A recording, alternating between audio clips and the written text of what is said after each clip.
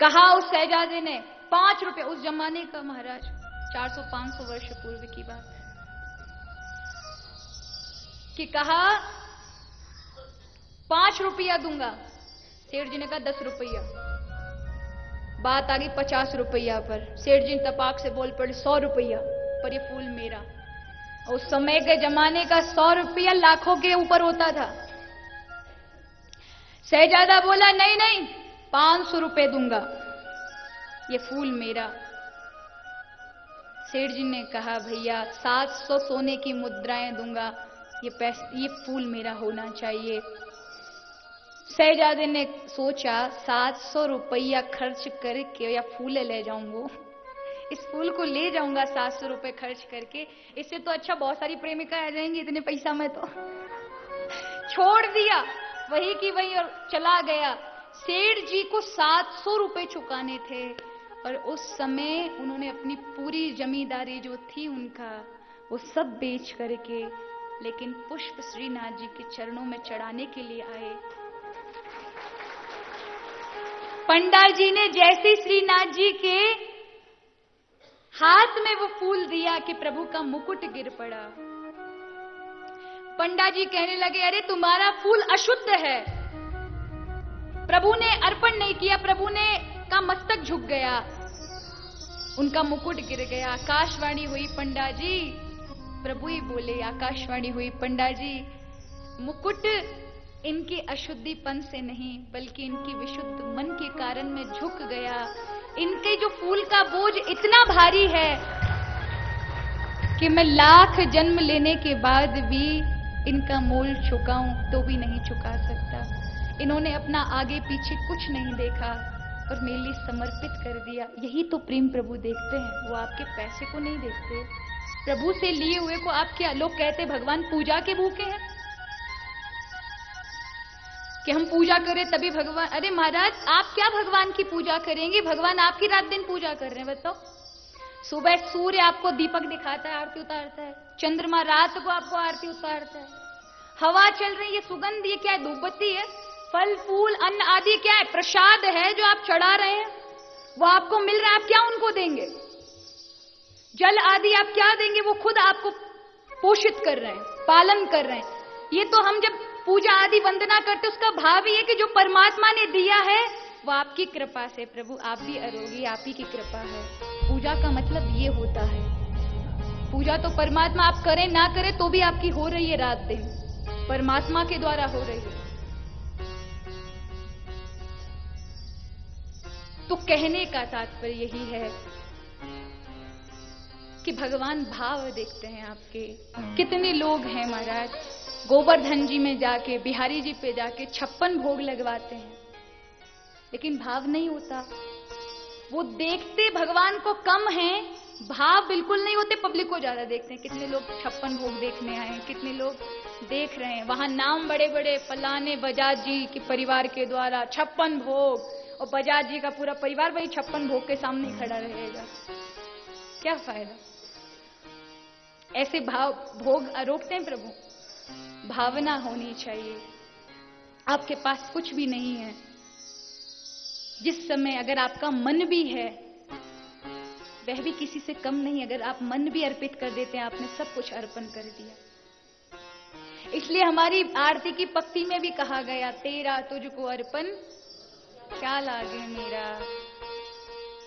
लेकिन ये अगर दिल से बोल दिया करें तो और भी अच्छी बात है। पर मैं तो यही प्रार्थना करूंगी, प्रभु आपके जीवन में भक्ति महारानी की कृपा हो, आप भी भगवान के लाडले बने, भगवान आपको प्रिय लगने लगे। याद रखिए, भगवान से जब प्रेम होता है तो संसार का कोई भी चीज छूटती नहीं है। ये लोगों को डर रहता है कि अगर भगवान की ओर ज्यादा बढ़ गए, अध्यात्म की ओर ज्यादा बढ़ गए तो संसार छूट जाएगा, परिवार छूट जाएगा। ऐसा नहीं है। भगवान से अगर प्रेम हो जाता है तो संसार यथावत बना रहता है, परिवार यथावत बना रहता है। लेकिन उस परिवार की सच्चाई आपको पता चल जाती है, वो रिश्ते नाते पता चल जाते हैं। तब आपका प्रेम परमात्मा से हो जाता है। केवल मेरे और मेरे, ये संसार में मुझे धर्म दिया है, धर्म से विमुख होकर आप भगवान की सेवा करेंगे, प्रभु बिल्कुल नहीं स्वीकारेंगे। क्योंकि आपको ग्रस्त जीवन देने के बाद भी आपने अपने ग्रह का त्याग किया, आपने पत्नी बच्चों का त्याग किया, और जिसने चलते हुए चैतन्य ब्रह्म जो चल फिर रहा था उसका अपमान किया, उस ब्रह्म को क्या पाएगा? उस निराकार ब्रह्म को क्या पाएगा जिसने आकार रूपी ब्रह्म का ही अपमान किया?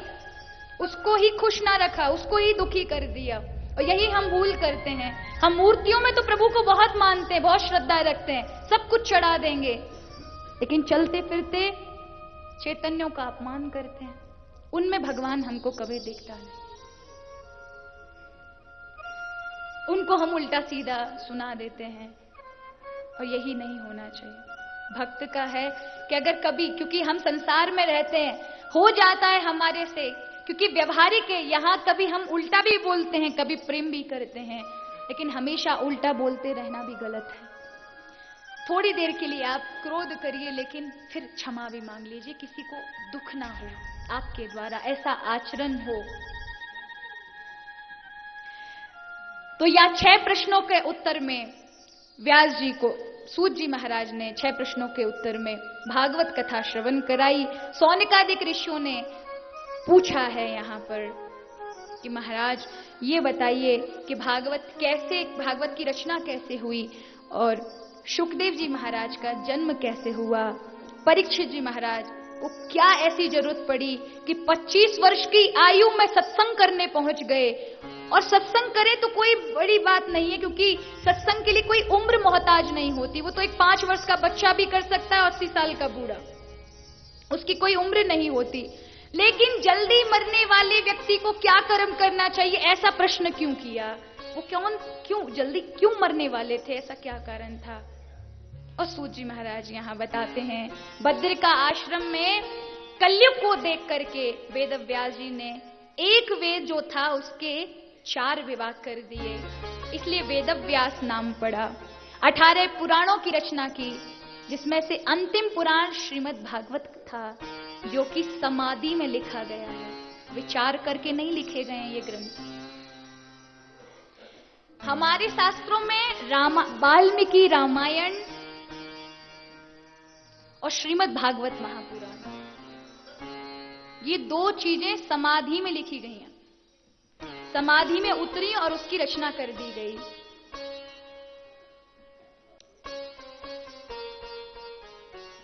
सबसे अंतिम ग्रंथ है श्रीमद् भागवत कथा। जब व्यास जी को संतुष्टि नहीं हुई, तब व्यास जी अत्यधिक दुखी थे, कलयुग आने वाला है, लोग तपस्या नहीं करेंगे, मैंने इतने पुराण तपस्याओं पर बना दिए, इतने योग पर बना दिए, अनेक साधन बना दिए, लेकिन कलयुग के लोग तो बड़े आलसी होंगे, उनके पास समय नहीं होगा। और यही बात है, आजकल हम कहते हैं हमारे पास इतना व्यापार है, महाराज समय ही नहीं मिलता, क्या करें, कैसे निकाले भगवान के लिए समय? मन करता है खूब कि हम करें, लेकिन हमारे पास समय नहीं होता। तो इतना कम समय में भगवत प्राप्ति हो, ऐसा कौन सा ग्रंथ लिखूं? अभी शांति नहीं थी व्यास जी को। तब नारद जी के द्वारा, क्योंकि ये नारायण भगवान की वाणी थी जो ब्रह्मा जी को सुनाई गई थी, ब्रह्मा जी ने नारद जी को और नारद जी ने व्यास जी को सुनाई और कहा, तुम इस पर पुराण लिखो, प्रभु का शास्त्र लिखो, जो भगवान से सीधे मिलाने का कार्य करता हो, प्रभु से जोड़ने का काम करता हो। व्यास जी ने इसकी रचना की।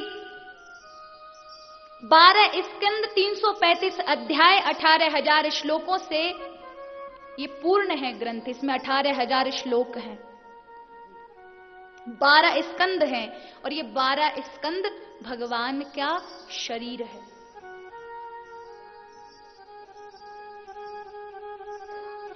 और बताया, व्यास जी ने इसकी रचना की। कथा ऐसी आती है, वैसे तो ये भागवत में नहीं है, लेकिन कथा ऐसी आती है कि व्यास जी वृद्ध हो गए थे और उनकी वो भागवत कथा लिखने में समर्थ नहीं थे। तब गणेश जी भगवान का आवाहन किया। उन्होंने कहा, देखो महात्मा जी, हम लिख देंगे ग्रंथ, लेकिन तब लिखेंगे कि आप रुकेंगे नहीं, खाएंगे पिएंगे नहीं, अनवरत ये ग्रंथ चलेगा। आप बोलेंगे मैं लिखूंगा, एक पल के लिए मेरी लेखनी नहीं रुकेगी। बोले ठीक है। और महाराज ऐसा ही हुआ। लेकिन कभी कभी एक बात का व्यास जी ने कह दिया, भैया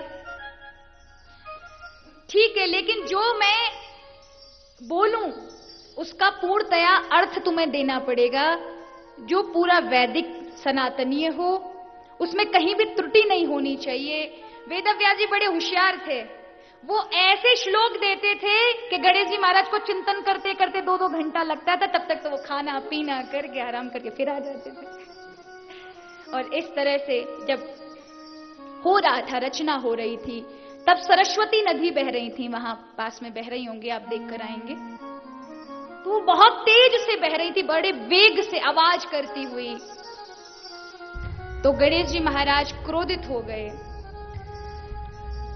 व्यास जी महाराज ने यहां श्राप दे दिया और कहा कि आप बहुत कोलाहल कर रही हैं, अपने मार्ग को थोड़ा धीमा करिए।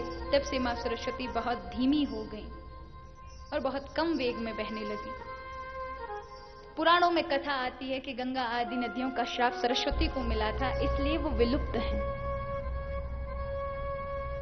अदृश्य हैं। तो इस तरह से भागवत महापुराण की रचना हुई। लेकिन इस भागवत कथा को करे कौन? कोई छोटा मोटा वक्ता कह सकता है? जिसको स्वयं भगवान की वाणी ने, जो भगवान का स्वरूप है, भगवान की वाणी है, ये कौन कहने में समर्थ है? ये तो साक्षात भगवान का ही कोई अवतार हो, वही कहने में समर्थ है। अब खोज हुई, कौन कहे, बड़े बड़े ब्राह्मण आए, बड़े बड़े संत आए, ध्रुवाशा, अगस्त, वैशंपायन आदि बड़े बड़े, हम कहेंगे, हम बोल लेंगे। व्यास जी ने कहा इसको वही गा सकता है और बोल सकता है जिसने पहले परमात्मा का देखा हो और फिर उसकी सारी सृष्टि को देखा हो।